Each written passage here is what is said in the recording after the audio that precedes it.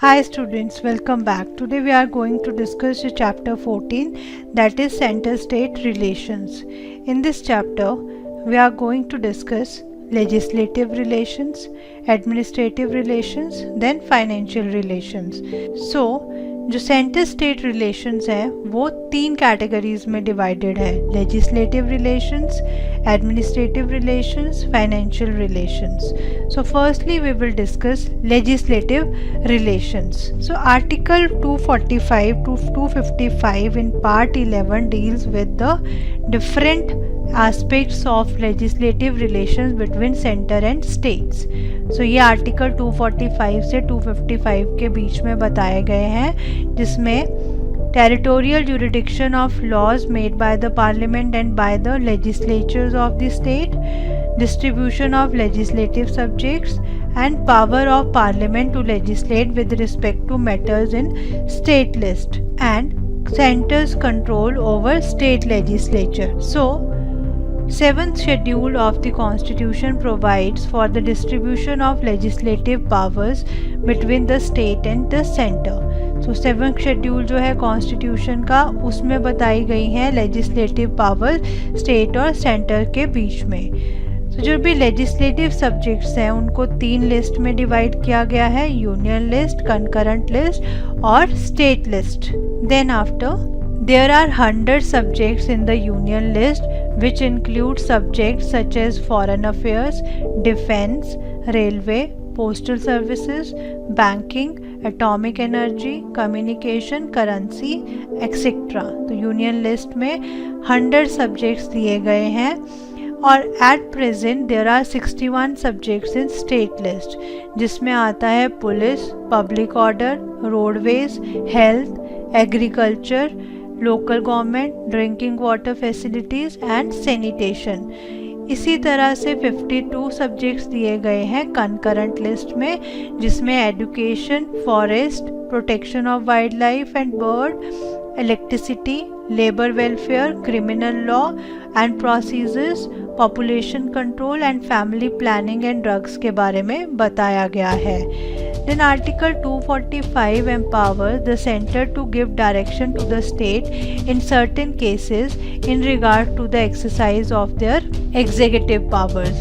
Article 245 में centre को empower किया गया है कि वो डायरेक्शन दे सकता है स्टेट को कुछ केसेस में कि किस तरह से वो अपनी एग्जीक्यूटिव पावर्स को एक्सरसाइज कर सके. Then article 249 empowers the parliament to legislate with respect to a matter in state list in the national interest.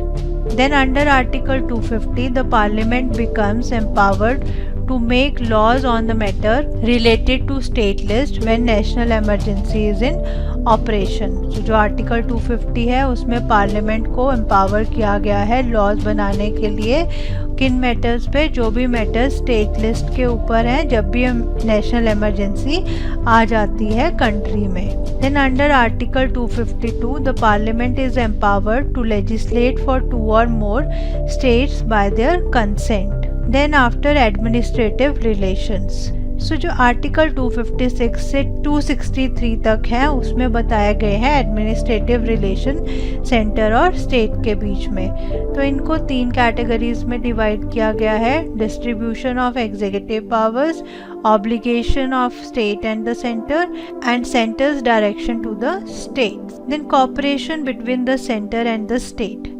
So Article 261 states that full faith and credit shall be given throughout the territory of India to put acts, record and judicial proceedings of the union and of the state. Then according to Article 262, the Parliament may by law provide for the adjudication of any dispute or complaint with respect to use, distribution or control of water in any interstate river and river valley. Then Article 263 empowers the President to establish an interstate council to inquire into and advise upon disputes between states and to investigate and discuss subjects in which some or all the states or the union and one or more state have a common interest. Then Article 307 The Parliament may by law appoint such authority as it considered appropriate for carrying out the purposes of the constitutional provisions related to interstate freedom of trade and commerce. Then we will discuss center-state relations during emergency. So during national emergency, the state government becomes subordinate to the central government. All the executive functions of the state come under the control of the union government. तो जब भी national emergency आती है तो state के सारे functions जो हैं एग्जीक्यूटिव फंक्शंस वो यूनियन गवर्नमेंट के कंट्रोल में आ जाते हैं. During a state emergency the president can assume to himself all or any of the functions of the government of the state and all or any of the powers vested in or exercisable by the governor or the authority in the state other than the legislature of the state. Then during the operation of financial emergency, the union may give directions to any state to observe such canons of the financial as may be specified in the directions and to the giving of such other directions as president may deem necessary and adequate for the purpose. Then financial relations. जो financial relations हैं वो article 268 से 293 में बताए गए हैं part 12 में. अब सेंटर और स्टेट के लिए अलग अलग रेवेन्यू दिए जाते हैं एज पर द कॉन्स्टिट्यूशन. तो टैक्सेस को कौन लिवाई करता है? पार्लियामेंट लिवाई करता है जो भी सब्जेक्ट्स दिए गए हैं यूनियन लिस्ट में उसके according. And the state legislature has exclusive power to levy taxes on the subject mentioned in the state list. और जो state list में mentioned है subject उसके ऊपर कौन टैक्स लगाएगा? State legislature. Both the parliament and the state legislature are empowered to levy taxes on the subject mentioned in the concurrent list. अब concurrent list में कौन लगाएगा? दोनों, parliament भी और state legislature भी. Then the parliament has exclusive power to levy taxes on the matter related to the residuary subject. और residuary subjects के ऊपर parliament को ही exclusive power दी गई है taxes को levy करने के लिए. So this is all for this chapter. I hope this chapter is clear to you. We'll meet you next time. There we will discuss the next chapter. Till then stay tuned with Study Kosh. Thank you.